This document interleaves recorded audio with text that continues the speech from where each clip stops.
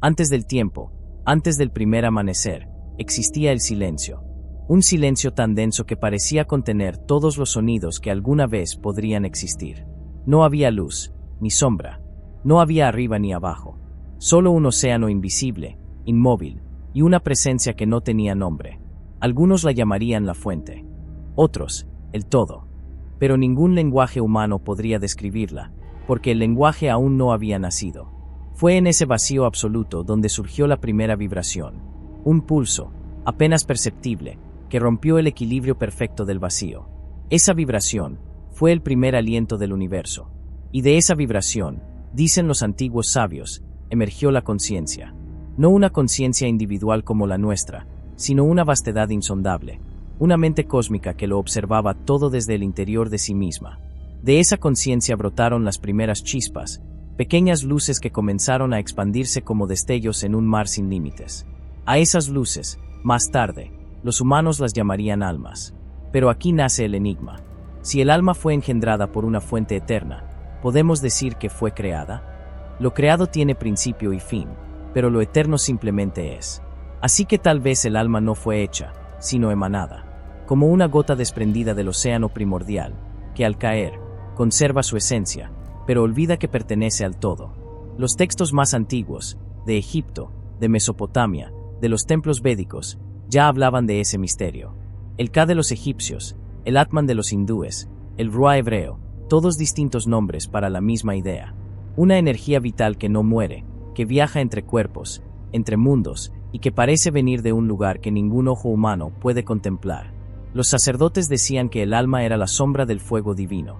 Los filósofos creían que era una chispa robada de los dioses. Y los místicos simplemente callaban, porque sabían que hablar del alma era hablar del misterio de Dios. Pero hay algo aún más perturbador. Si el alma surgió del todo, porque la sentimos separada, porque la humanidad, desde su origen, ha sentido esa nostalgia de algo que no recuerda, pero anhela con desesperación. Quizá porque el alma fue lanzada a la existencia con un propósito que olvidó al nacer. Quizás somos fragmentos de una conciencia que se dividió a sí misma para poder experimentarse. Una fractura divina que camina en cuerpos humanos, buscando, sin saberlo, el camino de regreso. Nadie ha visto el momento exacto en que una chispa se convierte en alma. Ningún científico ha podido pesarla, medirla o atraparla. Pero todos la sentimos, cuando miramos al vacío y sentimos que el vacío nos devuelve la mirada. Cuando el silencio parece hablarnos. Cuando el tiempo se detiene y por un instante creemos recordar algo que nunca ocurrió. Ese es el susurro de su origen. El eco de una creación que no fue creación, sino un despertar dentro del sueño de lo eterno. En las sombras del tiempo, cuando la humanidad apenas comenzaba a pronunciar sus primeras oraciones, surgió una idea que se repetiría en todas las civilizaciones. El alma no nació sola. Fue soplada, transmitida como un fuego invisible que dio vida a lo inerte. En el principio, dicen los antiguos textos, el hombre era solo barro, una escultura sin movimiento. Pero un día, los dioses se inclinaron sobre su creación, y exhalaron. Y en ese instante, la materia tembló. Los ojos se abrieron. El silencio se quebró. Había nacido el alma. En el Génesis hebreo, Yahvé sopló aliento de vida en las narices del hombre, y el hombre se convirtió en un ser viviente. En el Popol Vuh maya, los dioses formaron cuerpos de maíz y, al soplarles, el alma despertó como fuego que danza dentro del cuerpo. En la India ancestral, los sabios del Rig Veda hablaban del prana, el soplo cósmico que recorre el universo y que da vida a todos los seres. El mismo patrón, la misma historia, distintas lenguas, un solo misterio. El alma no se fabricó, se insufló. Como si la divinidad hubiera compartido una parte de sí misma, prisionera en la carne, para contemplarse a través de los ojos humanos. Pero ¿qué significa que el alma haya sido soplada? Algunos piensan que es una metáfora de la conexión con lo eterno, una forma simbólica de decir que hay algo divino en nosotros. Sin embargo, otros lo interpretan como un acto literal, un fragmento del fuego divino transferido a un recipiente terrenal. Un acto de creación, pero también de confinamiento. Porque si el alma es una chispa de lo divino, su encierro en la materia no fue una bendición, sino una condena. El espíritu eterno atrapado en un cuerpo que sufre, que desea, que muere. Y en las sombras del conocimiento prohibido, los gnósticos se atrevieron a formular una idea temida por la ortodoxia. ¿Y si el alma no fue creada por el Dios verdadero? ¿Y si su origen proviene de un ser menor, un imitador imperfecto del Creador Supremo? Según el gnosticismo, el universo material fue obra de un demiurgo, una divinidad arrogante que, queriendo emular a la luz, dio forma a un mundo defectuoso. Para animar su creación, robó partículas del fuego divino, y así nacieron las almas humanas, chispas celestiales atrapadas en cuerpos de barro, almas que no le pertenecen, pero que lo mantienen con vida. Ese es el motivo, decían, por el cual sentimos dentro de nosotros una contradicción constante. Una parte de nosotros anhela elevarse, mientras otra nos arrastra hacia la materia. El alma quiere regresar a su fuente. El cuerpo, en cambio, la retiene, la distrae, la adormece con placeres y temores. El hombre se convierte en el campo de batalla entre la luz y la sombra, entre la memoria del cielo y la prisión de la carne. Y mientras los siglos pasan, seguimos buscando en templos, en libros, en oraciones, algo que explique quién nos dio ese primer aliento. Pero quizás la respuesta no está afuera, sino dentro. Quizás cada respiración humana es un eco del soplo original. Quizás el alma no fue creada una vez, sino que sigue naciendo a cada instante, cada vez que respiramos, cada vez que recordamos que somos más que este cuerpo.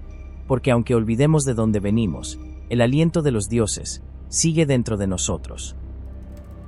Dicen que el alma fue creada libre, pero hoy vive encadenada, encerrada en una prisión que respira, que desea, que sufre, una prisión llamada cuerpo. Cuando la chispa divina descendió al mundo material, lo hizo atravesando los planos más densos de la existencia. En ese descenso, olvidó quién era. La memoria de su origen se desvaneció como un sueño al despertar, y así, lo eterno se volvió mortal. La pureza se volvió carne, y el alma se volvió prisionera del olvido. Desde entonces, la humanidad vive entre dos fuerzas opuestas, una que nos empuja hacia la luz y otra que nos arrastra hacia la materia. El alma recuerda vagamente el calor de la fuente, su comunión con lo infinito, pero el cuerpo le ofrece placeres fugaces, distracciones, miedo, deseo, cadenas doradas que la mantienen dormida. Y mientras más profundamente se identifica con su prisión, más se aleja de su naturaleza divina. Los gnósticos enseñaban que el cuerpo no fue un regalo, sino una trampa, una arquitectura diseñada por el demiurgo para contener la energía celestial. La carne, decían, no fue moldeada con amor, sino con codicia, porque el falso creador necesitaba alimentarse de la energía de las almas que atrapaba, y el alma humana, ajena a su cautiverio, camina creyéndose libre, ignorando que su mundo es una jaula invisible. Las antiguas escuelas mistéricas hablaban de esta prisión con símbolos: la caverna de Platón, el sueño de Maya, el velo de la ilusión. Todos decían lo mismo con distintas palabras. Lo que creemos real no es más que una sombra. El alma mira a través de los ojos del cuerpo y confunde el reflejo con la verdad. Cree que el dolor, la muerte o la pérdida son finales, cuando en realidad son solo cambios de forma. Pero para despertar, debe recordar. Esa es la tragedia del alma humana. Lleva en su interior la llave de su libertad, pero la ha olvidado. Esa llave es el conocimiento interior, el gnosis, el reconocimiento de su origen divino. Porque solo quien recuerda lo que es, puede escapar de lo que no es. Y sin embargo, cada intento de liberación trae consigo dolor. El despertar no es un acto de belleza, sino de ruptura. El alma debe morir simbólicamente dentro del cuerpo, renunciar a la identidad, al deseo, al miedo.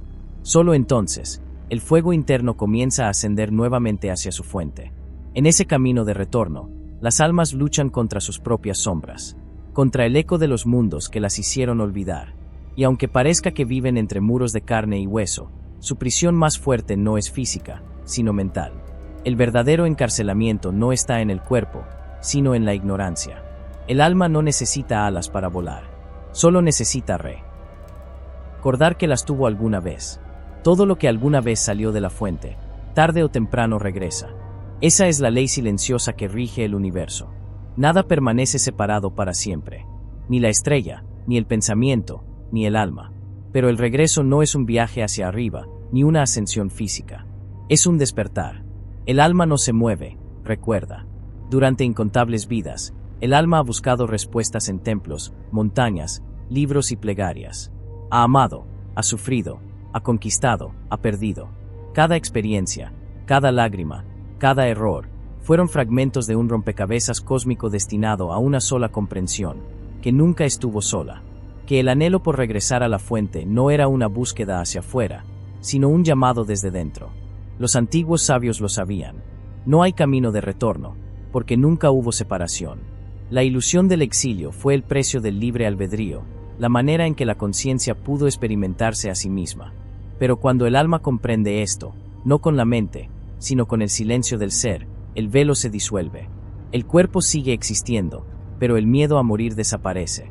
El yo se desvanece, y lo eterno toma su lugar. En ese instante, el alma deja de preguntar, ¿quién me creó? Porque comprende que siempre fue el creador y la creación al mismo tiempo. El ojo que observa y la luz que lo atraviesa. El fuego que arde y el aire que lo alimenta. El alma no fue hecha por Dios, fue la manera en que Dios se hizo consciente de sí mismo. Las tradiciones orientales lo llamaron nirvana, los místicos cristianos lo llamaron unión divina, y los gnósticos lo llamaron el retorno a la plenitud. Distintos nombres para el mismo destino. La reabsorción de la chispa en el fuego eterno. La disolución del yo en el océano de la conciencia. El fin del viaje y el principio de todo. El alma que regresa no encuentra un trono, ni una voz que la reciba. Encuentra silencio. Un silencio tan vasto que contiene todas las respuestas. Ahí, en esa quietud, comprende que la creación fue solo un sueño de la eternidad explorándose a sí misma. Y cuando despierta, no hay cielo, ni infierno, ni cuerpos, ni nombres. Solo la fuente, observándose a través del reflejo que alguna vez llamó vida. Así termina el ciclo. El alma no asciende ni desaparece. Solo vuelve a ser lo que siempre fue. La llama que nunca se apagó. La conciencia que nunca nació. El misterio que nunca necesitó ser explicado. Y en el eco del universo, una sola pregunta permanece, resonando en la infinitud. Si el alma nunca fue creada, ¿quién fue entonces el que preguntó por su origen?